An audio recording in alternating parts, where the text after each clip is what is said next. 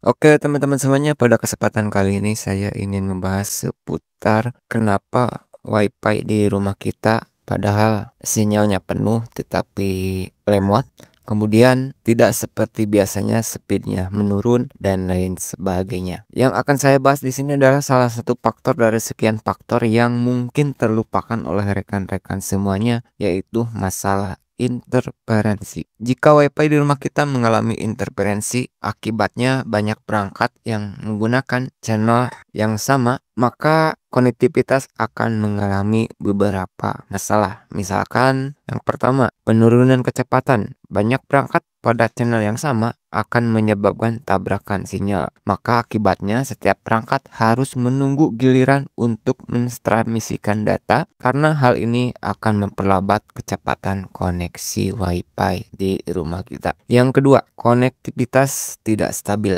Gangguan sinyal akan menyebabkan paket loss ataupun data tidak terkirim dengan sempurna. Dan ini akan membuat koneksi menjadi putus-putus ataupun tidak stabil. Kemudian yang ketiga, latensi tinggi ataupun ping naik. Alasannya karena perangkat harus retry ataupun mengirim ulang paket yang gagal dikirim akibat interferensi, maka latensi ataupun delay koneksi akan meningkat. Dan ini sangat terasa pada aktivitas yang butuh real time seperti gaming ataupun video call. Kemudian yang keempat, masalah interferensi berhubungan dengan kesulitan dalam koneksi. Jika interferensi terlalu parah, maka perangkat bisa gagal mendeteksi ataupun tersambung ke jaringan WiFi, terutama jika sinyal Wi-Fi cukup lemah. Yang kelima, penggunaan lebar pita yang sempit. Banyak perangkat pada satu channel mengakibatkan kepadatan sinyal sehingga throughput menurun sangat drastis dan jaringan akan terasa lambat meskipun sinyal WiFi di rumah kita terlihat penuh. Jadi itulah 5 penyebab utama yang berhubungan dengan interferensi WiFi ataupun kesalahan fatal dalam memilih channel WiFi. Oke, di sini juga saya akan bahas masalah solusi untuk singkatnya ya, untuk mengantisipasi masalah interferensi sehingga channel WiFi di rumah teman-teman menjadi lebih stabil. Solusi yang pertama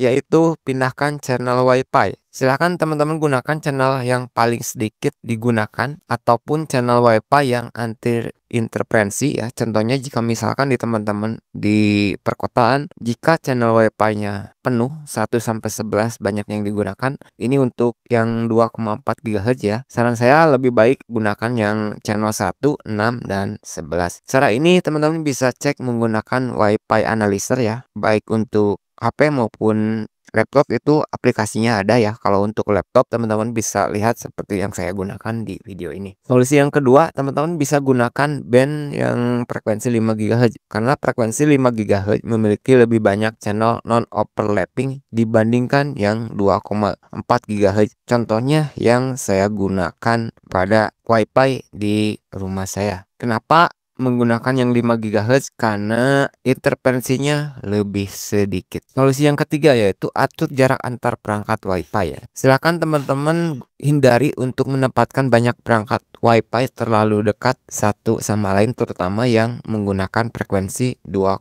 GHz. Yang keempat, teman-teman gunakan teknologi WiFi yang lebih modern. Contohnya, teman-teman bisa beralih dari WiFi 4 ataupun 5 ke WiFi 6 yang menggunakan 802.11ax yang memiliki kemampuan opma dan manajemen interferensi yang cukup baik. Yang kelima, silakan teman-teman kurangi penghalang fisik seperti dinding ataupun kaca ataupun perangkat elektronik yang bisa memperburuk interferensi. Pastikan line of sight antara router dan perangkat sesuai. Contohnya penghalang fisik ini yang berhubungan elektronik, teman-teman jangan menyimpan perangkat router di dekat televisi yang ada sinyalnya atau perangkat radio yang memang akan mengganggu terhadap interferensi jaringan WiFi di rumah kita. Oke teman-teman, hanya itu dulu untuk video kali ini. Semoga bermanfaat dan wassalamualaikum warahmatullahi wabarakatuh.